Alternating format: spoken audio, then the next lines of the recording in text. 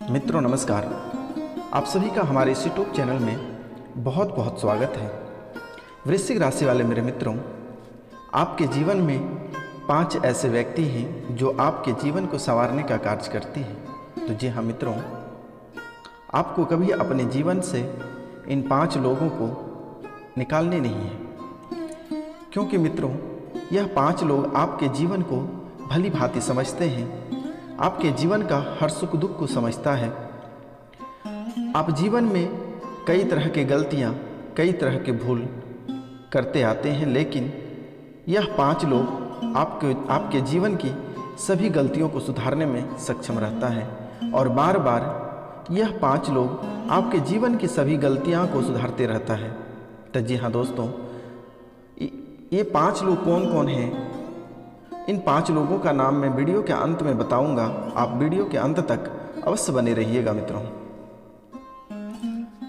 तो मित्रों, मुझे पता है कि आपके जीवन में कई तरह की समस्याएं लगातार उत्पन्न हो रही है। पैसा रुपया से लेकर धन दौलत तक की कमी आपके घर में नजर आ रही है। आपके लाख मेहनत करने के बाद आपके जीवन में कंगाली छाई हुई है। आप मित्रों, आप जितना मेहनत करते हैं उस अनुरूप आपको धन प्राप्त नहीं होता है। आप जितना संघर्ष करते हैं उस संघर्ष के अनुरूप आपको सफलता प्राप्त नहीं होती है। आप लोगों के प्रति बहुत प्यार जताते हैं, लेकिन वह आपका कोई काम का नहीं रहता है। चाहे वह आपके घर की व्यक्ति हों, परिवार के लोग हों या फिर दोस्त मित्र हों या अन्य कोई भी लोग हों, आप जिनके प्रति बहुत प्रेम करते हैं, जिनके प्रति आपका बहुत रुझान रहता है, वह भी व्यक्ति आपका साथ नहीं देता है मित्रों। तो जी हाँ मित्रों, मेरे वृश्चिक राशि वाले प्यारे मित्रों, आज मैं गौतम बुद्ध की एक बात बताने जा रहा हूँ और आज बुद्ध पूर्णिमा भी है। इसके उपलक्ष्य में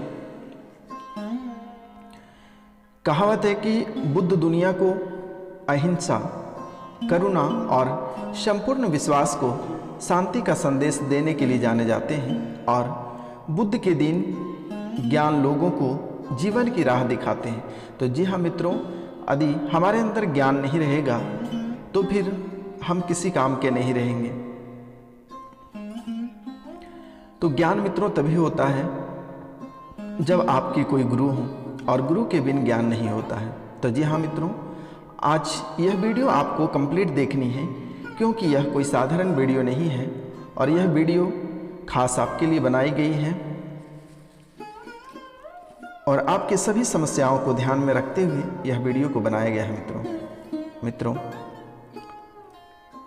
तो बुद्ध दुनिया को अहिंसा, करुणा और संपूर्ण विश्व को शांति का संदेश देने के लिए जाने जाते हैं। बुद्ध के दिन ज्ञान को जीवन की राह दिखाते हैं।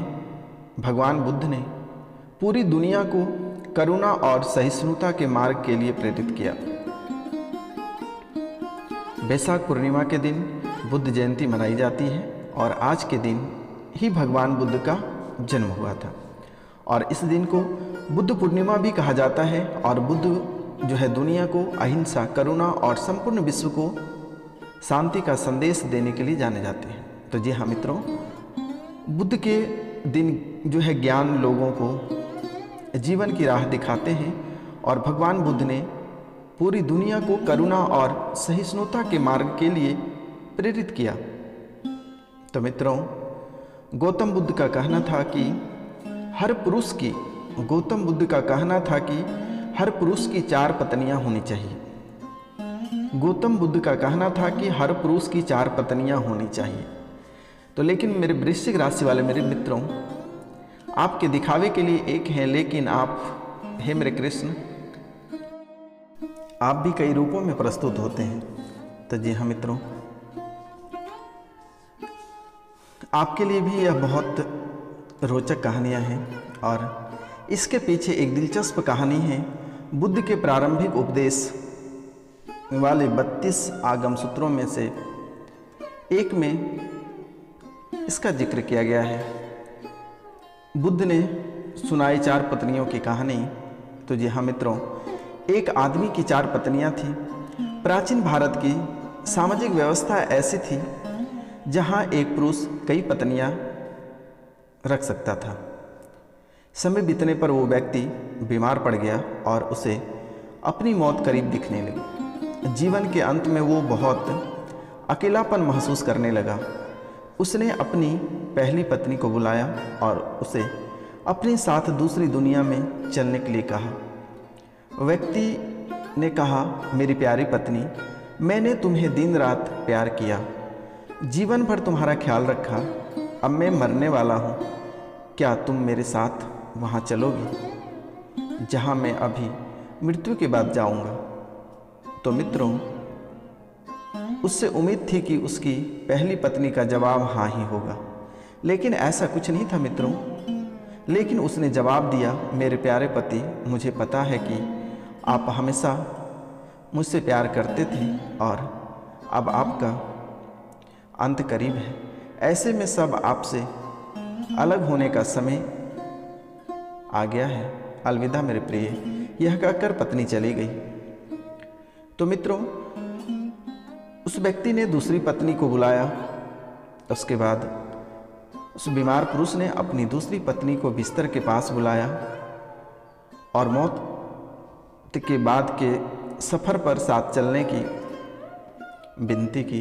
उसने कहा, मेरी प्यारी दूसरी पत्नी, तुम जानती हो कि मैंने तुम्हें कितना प्यार किया है। कभी कभी मुझे डर लगता है कि तुम मुझे छोड़ देगी, लेकिन मैंने तुम्हें दृढ़ता से थामे रखा। मेरे प्रिय, मेरे साथ दूसरे सफ़र पर चलो। दूसरी पत्नी ने जवाब दिया, प्रिय पति, आपकी पहली पत्नी ने आपकी मृत्यु के बाद आपका साथ देने से इनकार कर दिया। हम तो दूसरी हैं, मैं भला आपके साथ कैसे जा सकती हूँ? आपने मुझे केवल अपने स्वार्थ के लिए प्यार किया। उस व्यक्ति निराश हो गया। फिर उसने अपनी तीसरी पत्नी को बुलाया। मृत्यु शैया पर लौटे हुए पुरुष ने अपनी तीसरी पत्नी को बुलाया और उसे भी अपने साथ चलने को कहा।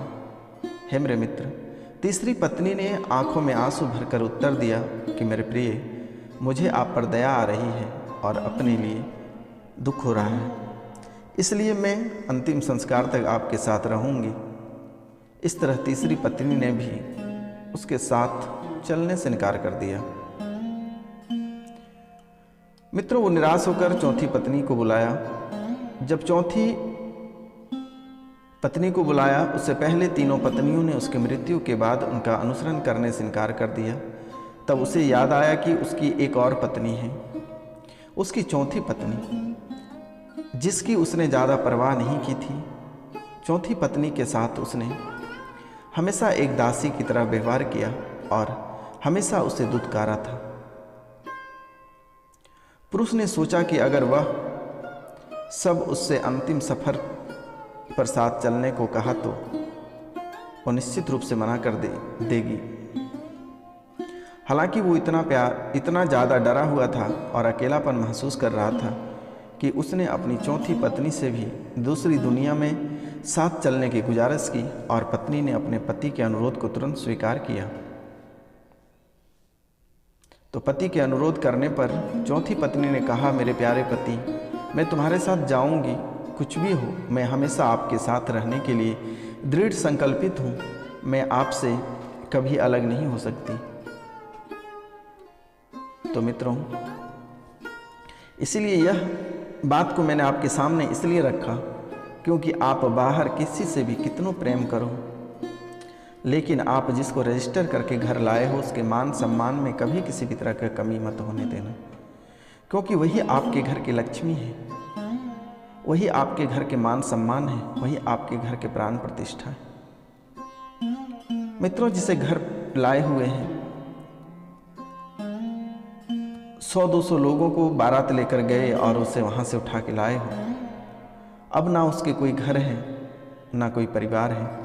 हे प्रभु, आप ही सब कुछ उनके हैं। इसलिए जो औरत को आप लाए हैं उसे अच्छे से संभाल के रखिए, क्योंकि उसका दुनिया में कोई नहीं है। इसलिए मेरे मित्र, घर में जो लक्ष्मी है वही आपके धन दौलत इज्जत शोहरत सब कुछ है। एक नारी यदि चाहेगी तो जिंदगी संवार सकती है। नहीं तो एक नारी चाहेगी तो जिंदगी बर्बाद कर सकती है। तो पहले मित्रों, अपनी पत्नी का साथ कभी नहीं छोड़ना, क्योंकि यह एक ऐसे लोग होते हैं, ऐसे व्यक्ति होते हैं, ऐसे देवी होती हैं जो आपके जीवन में मरते दम तक साथ देगी, हर सुख दुख में साथ देगी। बाहर आप कितनों चमकते धमकते लोगों के साथ रहें, जब तक आपके पास पॉकेट में चमकता धमकता ग्रीन कलर का नोट है तब तक आपकी वैल्यू रेपुटेशन है। जैसे ही थोड़ी सी नॉर्मल हो जाओगे दूसरे के साथ चली जाएगी। इसलिए मेरे मित्रों, मेरे वृश्चिक राशि वाले मेरे मित्रों, सबसे पहले आपसे अनुरोध है कि आपको अपने पत्नी का साथ कभी नहीं छोड़ना है। दूसरा व्यक्ति है माता पिता। माता पिता जो सूर्य के समान हैं, और माता पिता को इसलिए नहीं छोड़ना चाहिए क्योंकि घर आने के बाद सब कोई अपने अपने प्रस्ताव रखते हैं कि पापा ये लाए, पापा वो लाए, पापा, लेकिन माँ बाप कभी नहीं पूछते कि बेटे आपने क्या लाया। माँ जरूर आपको खाने के लिए पूछती है। तो जी हाँ मित्रों, पहली पत्नी, दूसरे माँ बाप, और तीसरा अपना जागीर, जो मेरे द्वारा बार बार कही जाती है कि आप कमाते हैं, अपने लिए कुछ सेव करिए, सबसे छुपा के कुछ रखिए। यह चीज ही आपका साथ देगा, हमेशा यही चीज आपके साथ रहेंगे।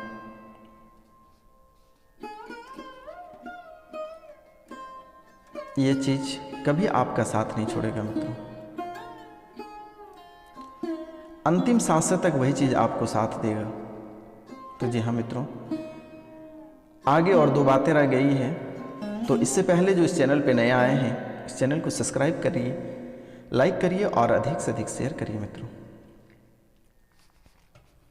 मित्रों, चौथा है कि किसी भी भगवान की मूर्ति या किसी भी भगवान की मंदिर अवश्य बनवाएं, क्योंकि आपके चले जाने के बाद आपके जीवन में वही रखा रहेगा। और पांचवा है अच्छे कर्म।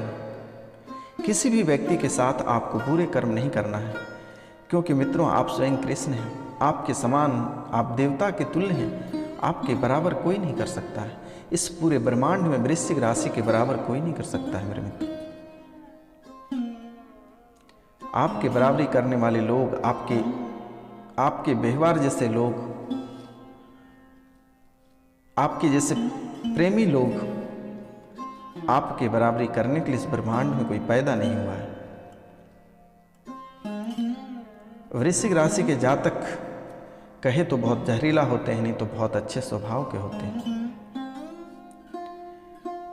जब कृष्ण को मारने के लिए पूतना गई थी तो यही कृष्ण महाराज ने जब दूध पीते समय दांत से उनका प्राण को हरण कर लिया। तो वृश्चिक राशि के जो जातक होते हैं ये बहुत महान और विद्वान होते हैं। और वृश्चिक राशि के जातक कभी किसी के सामने हाथ नहीं फैलाता है, लेकिन कुछ समय के लिए कुछ ग्रह की वजह से आपको निराश हाथ लगता है, लेकिन आपको घबराने की आवश्यकता नहीं है मेरे मित्र। आपके जीवन में जितनी सारी समस्याएं आती हैं, यह समस्या का समाधान चुटकियों में हो जाएगा। आज आपके पास पैसे नहीं हैं, लेकिन कल आपके पास पैसे अवश्य आएंगे। पैसे आने में 2 मिनट नहीं लगेगा। इसलिए वृश्चिक राशि के जातक महान हैं, लेकिन कुछ ग्रह के चाल की वजह से आपके बरकत कभी नहीं हो पाती है। कुछ दुष्प्रभाव लोगों के कारण से भी आपके जीवन में कभी बदलाव नहीं आ पाता है। इसका मुख्य कारण क्या है? इसका मुख्य कारण यह है कि आप आस्था पे भरोसा नहीं रखते हैं, आप अपने कर्मों पे भरोसा नहीं रखते हैं, जिसके कारण से कभी कभी आपके हाथ से रुपया पैसा सभी चले जाते हैं। लेकिन वह देवी को फिर से दया लगता है और फिर वह चल के आपके पास आती है। वृश्चिक राशि के जातक से जो एक बार प्रेम कर ले वो कहीं जा नहीं सकती है, और यदि चली गई तो उसके पीछे बहुत बड़ा लॉजिक है। या किसी ने उसके ऊपर तांत्रिक क्रिया करके ले गया, या कुछ ऐसे मोहनी चीज होते हैं जो उसे खिला देने के बाद मतिभ्रष्ट हो जाते हैं, तो फिर वो जा सकते हैं, लेकिन ऐसे आपको छोड़कर नहीं जा सकता। मैंने आपके कुंडली को स्पष्ट रूप से पढ़ा है मेरे मित्रों, एक एक पॉइंट पढ़ा है। आपके जीवन में बहुत अच्छाइयाँ लिखे हैं, बुराइयाँ भी लिखे हैं, लेकिन वह बुराइयाँ को आप अच्छाई में तब्दील कर देते हैं, रातों रात बदल देते हैं। आपकी कुंडली में भयावह दुर्घटना लिखी हुई है, लेकिन वह दुर्घटना देवी देवताओं ने बदल देते हैं। आपके कर्म, आपके जो अच्छे कार्य हैं, इस कार्य की वजह से देवी देवता बदलने पे मजबूर हो जाते हैं। लेकिन हमेशा याद रखना कि सूर्योदय से पहले जगना है और प्रतिदिन सूर्य भगवान को अर्घ्य देना है, और शनिवार, मंगलवार और गुरुवार के दिन आपको मीट, मछली, शराब का सेवन करना नहीं है, और 7 रत्ती का पुखराज या टोपाच अपने ये बुढ़े अंगुली के बगल वाला अंगुली में धारण करना है। आपके जीवन में कभी यदि दुख आएगा तो आप हमें 100 चप्पल मारना, और हमारे ऐसे तो हम साधु संत टकले तो हैं ही, सारे बाल तो हम लोग का रहता ही नहीं है, लेकिन आप मेरे टकले में भी 100 जूते मार देना। तो जी हाँ मित्रों, आज का कार्यक्रम यहीं तक था। मिलते हैं आपसे अगले वीडियो में। तब तक के लिए हमसे कोई गलती हुआ होगा तो आप लोग क्षमा करिएगा मेरे मित्र, मेरे भाई, मेरे बहन, मेरी माँ। जय हिंद, जय भारत। मिलते हैं आपसे हम अगले वीडियो में। तब तक के लिए आप सभी को नमस्कार, प्रणाम।